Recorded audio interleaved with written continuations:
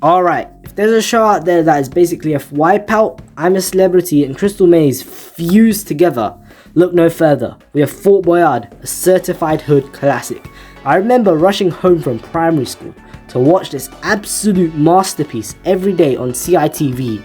But one day, this show just disappeared out of nowhere. So what happened?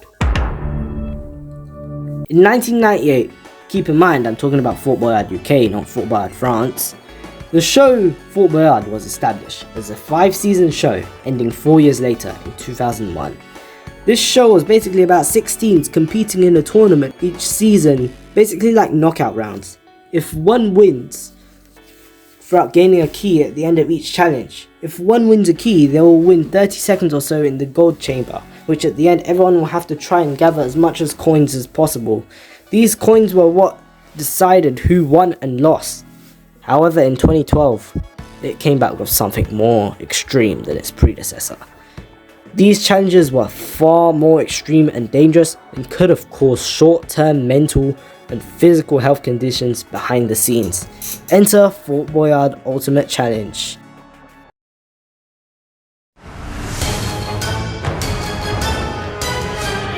Boyard, an ancient island fortress surrounded by the Atlantic Ocean, home to a vast hoard of tantalizing treasure and inhabited by a host. These were in total of 6 teams: the Yellow Scorpions, Red Vipers, Silver Dragons, Green Jaguars, Blue Sharks and the White Falcons. But these names eventually got changed since it was sold to another TV station in 2016. But at the end of season 5, the show just disappeared and then got cancelled. Fort Boyard itself, in the outpost, can still be visited at quite an affordable price. Now it's time to talk about one of the certified hood classic episodes throughout the whole entire series: Blue Sharks vs Red Vipers.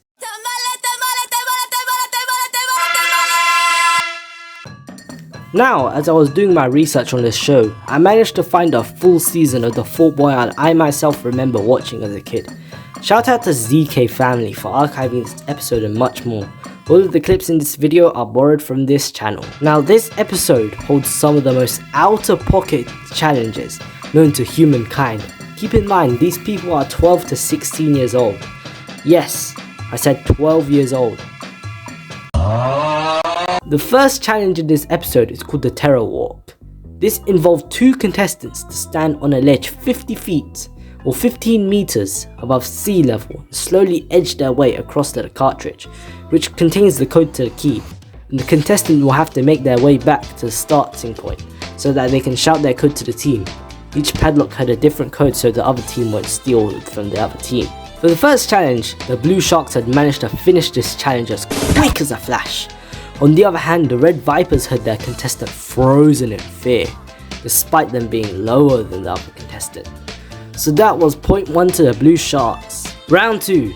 This challenge is the Dark Descent. Well, at least that's what it's called.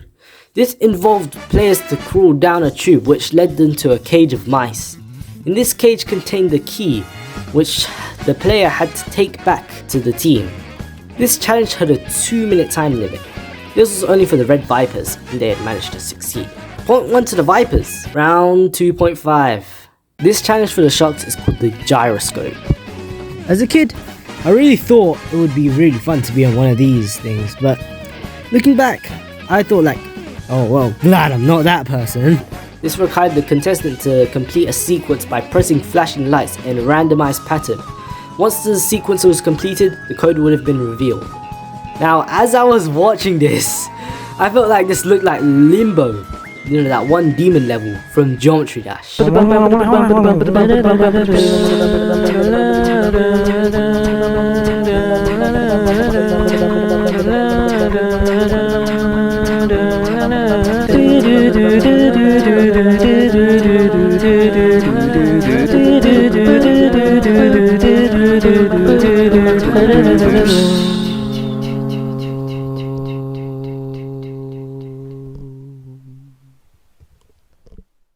The Sharks had managed to grab the key in the nick of time. Point 2 to the Sharks. 3.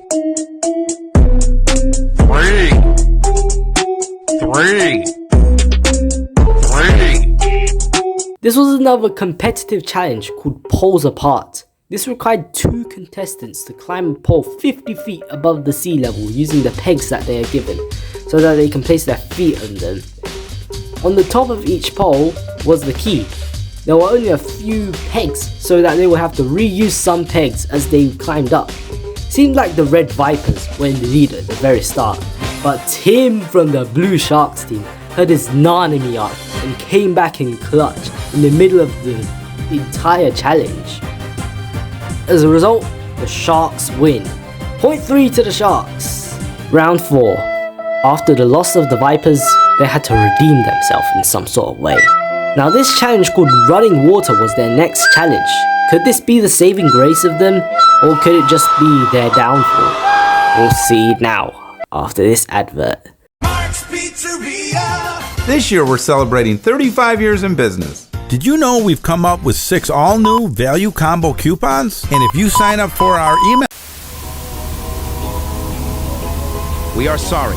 We are trying to fix this as soon as possible. This required the contestant to run across the treadmill, grab the bucket of water from the ceiling and pour it into a funnel which will levitate the key using buoyancy. Now first of all, that is not water. That looks like literal sewage. Brother, what's that? What's that, brother? Anyways, aside from that, this was a huge L taken for the Vipers, since Suzanne, the contestant, had not been able to get the water filled to the top and kept spilling water over herself. As a kid, I always thought this would be pure light work, these people were just acting. But then just looking back, like maybe not. The points still remain 3-1 to the Sharks. Now for the Sharks, this challenge was called Underwater Dome. This required a contestant to dive underwater and guide a relay baton through an illuminated rope to a dome, where they are able to unwrap the code and shout it to the other contestants. This challenge was like the other challenge that the Blue Sharks did alone. They came in clutch. Point 4 to the Sharks. Alright guys, I'm just gonna cut you some slack real quick. I'm just gonna say the Balloons win this challenge so that I can stop yapping. Alright, quick round time guys, quick round. The Reds challenge was the tightrope over a very high place at the top of the 4. Talia, the team captain, took the role, and boy did she do absolutely amazing at this challenge. The weather was at its most extreme point, where the rain and wind were attacking her from left, right and centre. But she just brushed it aside like it was nothing. Really? The T-type shit. Grabbed the code at the end and the team solved it. Point 2 to the Vipers, plus 1 extra for Goggins mode. Come on! Get it! 17! You don't know me, son! Get it! 18! You don't know me, son! The Blues challenge was to get one person to reach into a bowl of different creatures. Cockroaches, snakes and frogs. Yuck. And feel a braille pattern. This braille pattern corresponds with a code name given on the wall. And the Sharks managed to get that key in the nick of the time, leaving them with a whopping 6 points! Which would land them 200 extra coins in the chamber. Now for the final competitive challenge. This was basically Tetris, but with actual regular shapes. The results were very, very close at the end, but the Vipers just surprisingly won their 3rd key. 6 keys to 3 keys for the Blues, but I just gotta add that 1 Goggins mode. So that's technically 6 to 4 points to the Blues. Alright, just one last thing to say before we get to the final challenge, the chamber. Make sure to like and subscribe, absolutely obliterate that button until it's left beyond recognition. If you want to see more content like these, because I'm planning to drop out more and more content like this. So if you want to subscribe, it's completely free. You can change your mind at any point in any time. So yeah, that's basically it. Alright, it's time for the final countdown. So basically, this challenge requires the 2 teams to align 4 crest symbols over the grid at the bottom floor of the fort by memory. If they get it right, the key is dropped, which allows the team to release their gold coins, which they have to carry to the chamber.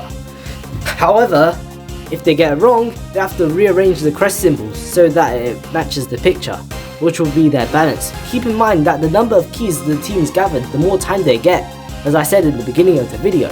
So if the Vipers manage to win this, I don't know how. Now since the Vipers had absolutely sold so far this episode, they get a 20-second penalty, an integral part of the entire run, since that the maximum time you can get in there is about 3 minutes or so. Just seems like an easy journey for the Sharks. The path is clear, goalpost in sight, right? Well, after a long battle and struggle fought on both sides to gather as much coins as possible, the results were in, and they were extremely surprising. I'll show them here right now. Talia, do you think it's going to be victory for the Vipers? I think it's going to be close because we had a time penalty, but I think we did well considering we had a time penalty. Wow, we're about to find out.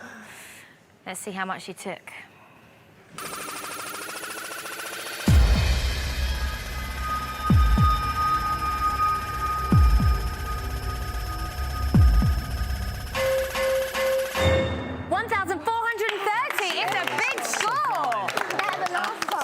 Amazing. If you'd like to collect that, please, team.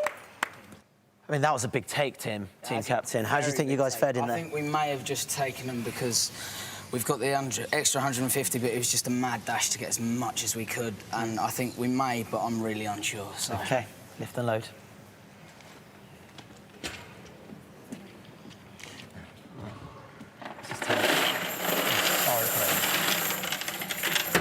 So the 150 extra coins have already gone in. Let's see if it's enough to beat the Vipers.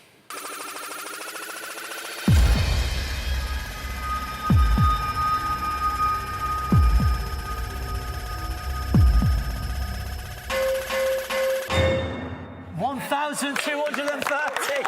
Yes, the Vipers had won by 200 coins. Yes, after how many challenges they lost, the 20-second penalty, they managed to somehow slide in the victory. What a game! I think this content may have topped the entire Euro 2024 tournament. And that's about it for today. Channel 5, Challenge TV, CITV, whoever owns the rights to Fort Boyard, please, for the love of God, bring this show back. As well as bringing back an international one where people around the world compete, like the World Cup, for example. Now that the video is done, I'd just like to give a huge special thanks once again to ZK family for archiving these absolute masterpieces of episodes, as well as Senchi for being a huge inspiration for this video. You know, usually I have a funny clip or something to put at the end of the video, but now I don't.